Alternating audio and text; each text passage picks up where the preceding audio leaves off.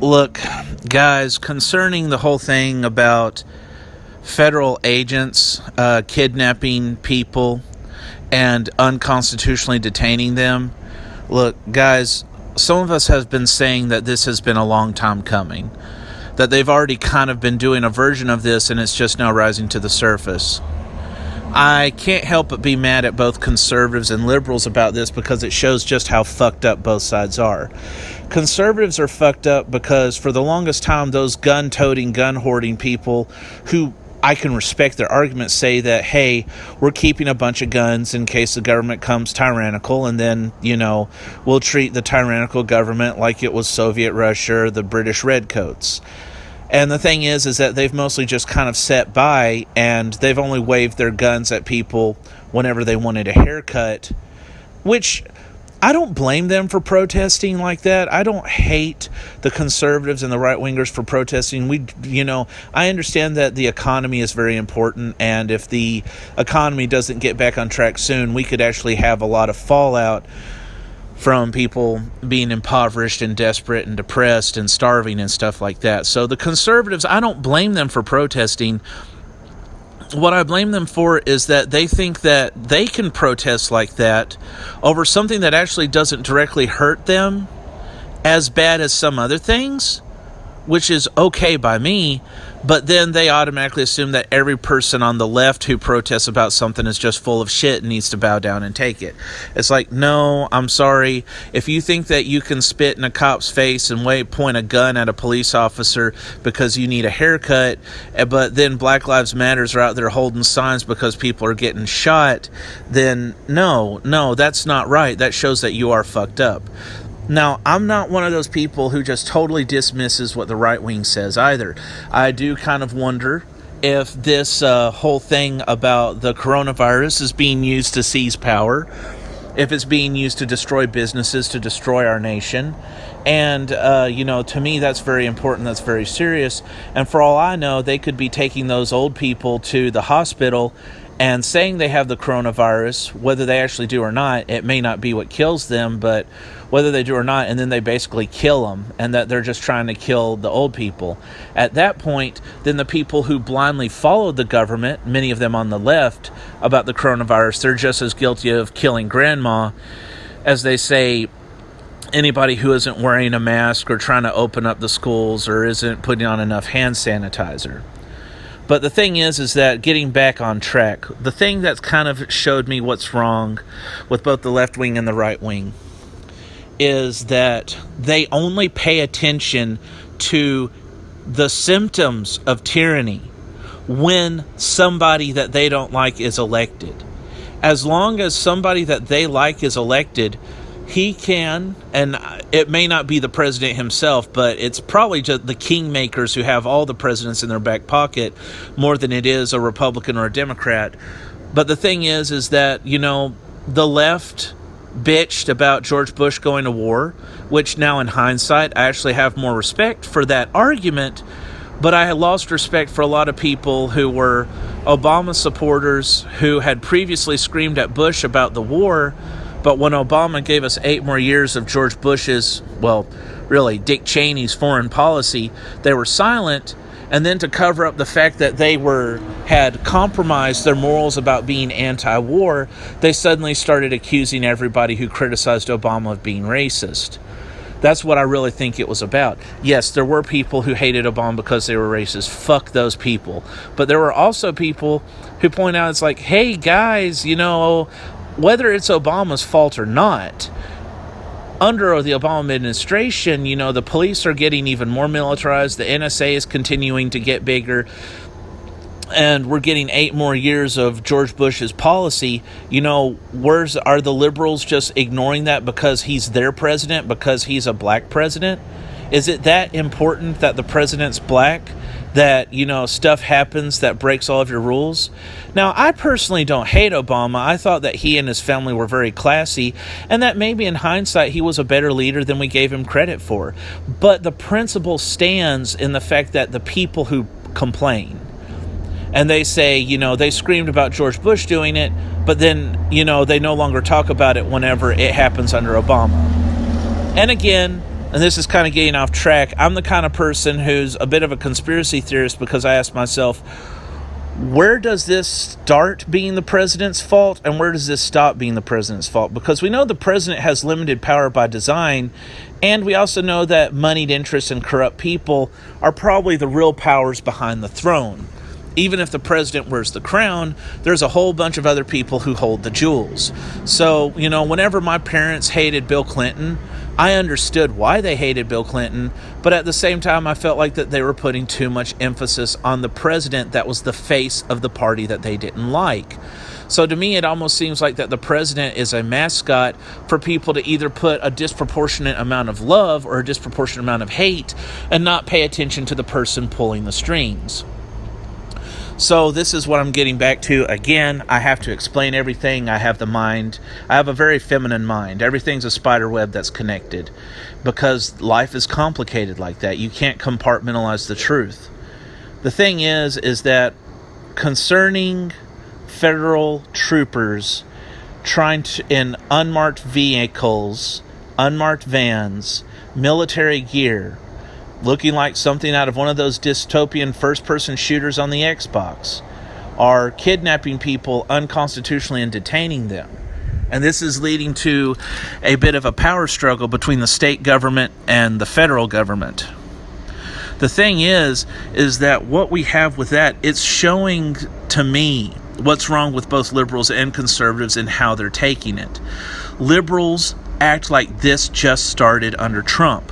Liberals act like everything was okay or hunky-dory, but even whenever it was already halfway there under Obama or Clinton, that it just happened under Trump, because with under Trump it kind of surfaced that we could see it. And I didn't like it whenever under Obama things surfaced and conservatives act like, Obama's a warmonger. It's like, weren't you okay with George Bush being a warmonger? But the thing is that these troops kidnapping people, it's really kind of demoralizing me and showing that the government's going to continue to get away with its bullshit because we're so divided and hateful, and we can't have empathy for people who are different than us. We can't humanize people who are different than us, and we can't take responsibility for what happened under the fact that, whenever our president did it, we're okay with it. Whenever another president does it, it's bad. We need to start transcending left and right because the enemies who are behind this transcend left and right. If you are skeptical of conspiracy theories about the Illuminati and the Bilderbergs and all that, that's one thing if you're skeptical about the specifics. But if you haven't concluded already that America's real power rests in the hands of people that are kind of a shadowy organization, I'm sorry, but you're the one who's been in the denial, and you're the one who's a conspiracy theorist because you're wearing a tinfoil hat. You act like you're all high and mighty because you don't consider the possibility of a group like the Illuminati. But then you start coming up with outrageous conspiracy theories that put on a disproportionate, unrealistic amount of blame on the Republican Party or on the Democrat Party. And you refuse to see, the other elephant in the room. When the troopers come in and they start kidnapping people unconstitutionally like that, you conservatives who are gun nuts and say that you're against a tyrannical government have failed to some degree, because you talk a big game about sticking it to a tyrannical government, but lately the don't tread on me people have been sucking the blue line's dick. And it's like you want your rights protected, but you think that other people aren't Americans. So what are you doing? Are you waiting for the militarized police to just kill everybody else? And then you're going to take all your guns and join the police in exterminating people who vote differently from you, who are a different skin color, who are a different religion? That's what I hold against you, because I'm not seeing a lot of you stand up for your fellow Americans. I'm seeing you say that it's like, well, because Antifa's full of shit, it's good that this is happening. It's like, dude, whatever you allow to happen to Antifa is going to happen to you. And I don't like Antifa either, but that's another mixed bag. Antifa is probably something of a grassroots organization, once again hijacked by the CIA. That seems to be the MO of the CIA. Here's a grassroots operation. It could be left wing. It could be right wing. It could have good, bad, and ugly in it, but it's going to be hijacked by the CIA. I noticed that sometimes cops will brutalize somebody holding up a sign, but they'll allow masked protesters to go and actually destroy shit. And if police like to go ape shit on peaceful protesters, but they're looking the other way when certain protesters are genuinely being violent, to me, that says that those mass protesters are probably undercover cops working for the government trying to bring about martial law and enslave the lot of us. It's time to start believing in fucking conspiracy theories, people. And I'm not saying that you ascribe to any conspiracy theory, nor am I saying that you just be just so open-minded that your fucking brain falls out or that you adapt anything. But when you keep seeing hints and indicators, it's time to stop being in denial of reality just because it doesn't have 100% proof.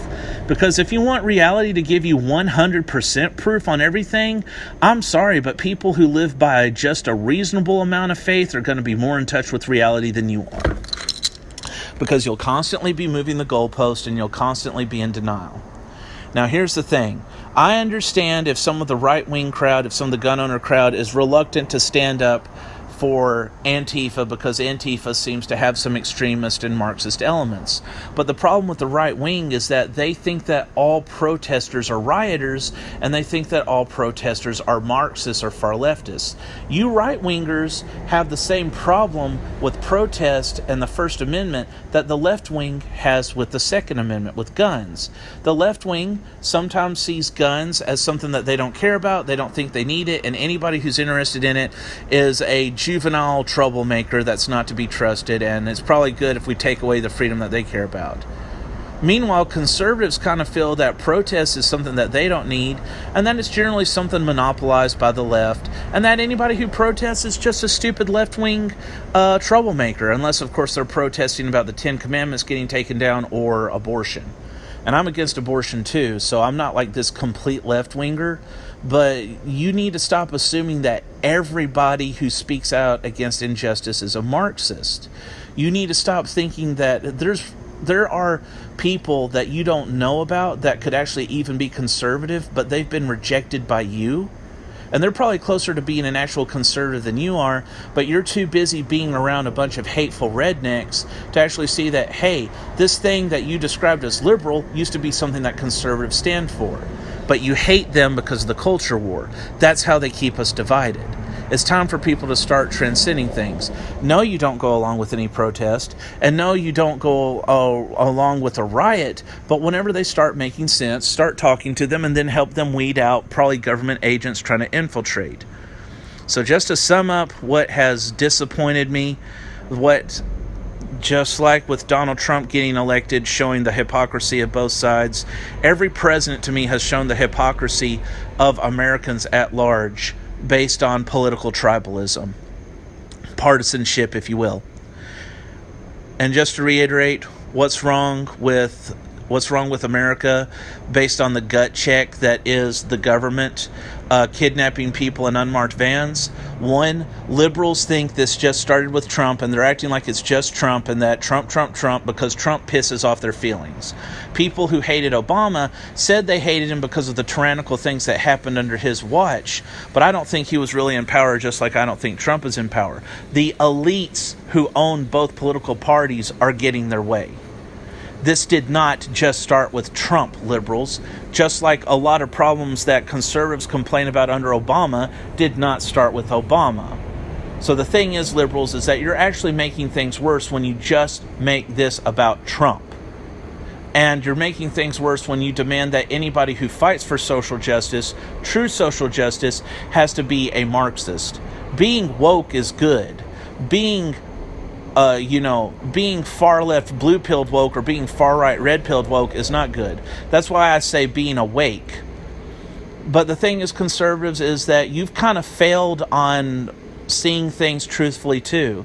Because you've talked all this good game about stockpiling weapons to fend off a tyrannical government, but honestly think that you're kind of secretly in love with a tyrannical government.